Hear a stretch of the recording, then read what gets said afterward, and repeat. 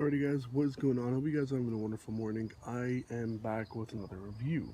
So you guys can see in front of you I've got the Alpha-bounce Slide all blacked out. By the way, I think this is like probably my favorite colorway of slide ever. My Nike slides, which are the ones I had before, my Boost ones, were the same kind of colorway, so it was like all black. But anyways, let's get into this review. So starting with the price, which is probably the biggest thing I want to mention. Not because these are overpriced, but because of the fact that these are very reasonably priced compared to the Boost slides, which these are noticeably more comfortable. At least that's what I've heard. Once you really get to wearing these daily, after a couple days, these kind of break into your the shape of your foot, and it feels a lot better. Now, wearing these for about 3 to 5 minutes out the box, I got these about an hour ago. I really can't say that these are uncomfortable out the box, which is really impressive. The Boost ones weren't necessarily uncomfortable, but something about it, you wanted them to be a little bit more bouncy, a little bit more cushiony, a little bit more spongy and springy and soft. Something compared to the Boost shoes.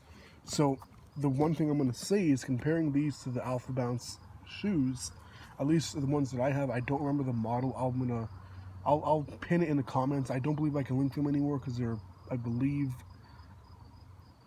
they're from last year or something like that, but they were discontinued. I don't remember, something like that. Or if I can, I'll link them. You guys get the point. But nonetheless, comparing these to the Alpha-bounce shoes, the little bit that I wore these, absolutely amazing in terms of comfort. And when people say, oh, these are superior to Boost slides, I would absolutely agree with that. Now, this is kind of where I'm coming in back, mentioning the price. The Boost slides, I got them for $80, and I got those 20% off of the retail price. They were on sale. Yeah. Seeing these for $45, which is less than half, and these are more comfortable, not really happy about that. I'm happy about that, but I'm not happy about that, considering that I've already bought the Boost slides, and I paid a little bit more, almost double the price. Kind of sucks because of the fact that I know I'm getting a lot more cushion out of these, and a lot of people claim that these are superior, and again, I back that up. Now, one thing I want to point out really quick is in terms of fit. This is somewhere I'm going to go into a little bit more detail because these are adjustable, so there's a few other things that I want to mention that I couldn't mention with the Boost ones, being that those were not adjustable. One, size out of the box, I got a 13. When I first took these out of the packaging, I was like, you know what, I probably should have went with a 12. I was actually debating that because these were adjustable to go with a size 12, but then I figured, you know what, let me go with a 13. I can always, exchange and get a size down, should need be. So the reason I mention this is because, actually, let me put this back like this. If I put my camera like this so you guys can see, hopefully you guys can see at least, the raised bit of the footbed, giving it that impression that it's got a lot more cushion and all that fun stuff. You guys will also notice that it lifts up your heel a little bit, which in turn will slightly lift up your foot. Now, for somebody like me that's got a pretty wide foot and a noticeably higher instep, which is this part of your foot, this part of your foot, having something that's adjustable is really, really, really important. Like I mentioned, having the size 12 in the Boost slides, my toes were absolutely cramped right here, and it was just not doable. I figured, you know what, maybe they'll break in. I had them for a couple of days. It just was not doable, so I exchanged for a 13.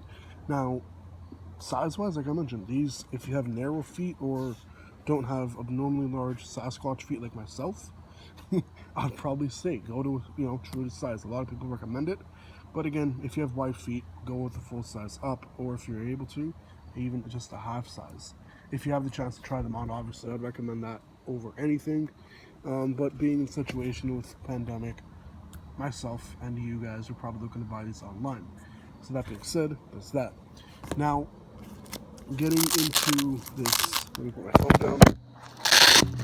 This adjustable part here, it's Velcro, obviously. I don't think I have to mention that, but it's got like a neoprene kind of lining, which I really like.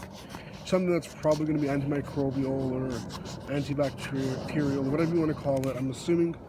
One thing that I noticed, I don't know if you guys will see that, but it's not loose, it is stitched behind that, so, but I can imagine over time the Velcro might start to peel. But also, my thing is, you know, once you adjust these one time, usually you leave it like that. But if you're the kind of person that goes like full on like racer mode, where you put your slides on, and you like to like dial down, if that makes any sense, the fit, then you may want to consider the fact that these may wear down a little bit quicker. But I kind of feel like that's not just, you know, exclusive to these. That goes with any slides that are adjustable. And to kind of wrap this up, so traction wise, these were actually labeled as a warning, not for shower use. So again, if you guys are going to get these for the beach or for camping or whatever, and rinse your feet down while wearing these, I wouldn't suggest it. Same thing goes with the Boost ones. I don't really suggest doing that unless you have like a like the Adidas slides, which are like a solid foam. Were those not really much of an issue? But with these, I can imagine water might seep into like a footbed or something and maybe deform it or separate it somehow. That being said, comfort out of 10 out the box, I'm going to say these are a 9.5, maybe even a 10. So I'm really excited to see if these get more comfortable. I will definitely let you guys know in a follow-up review. Anyways, guys, until next time, Sneaker Life Toronto, I'm out.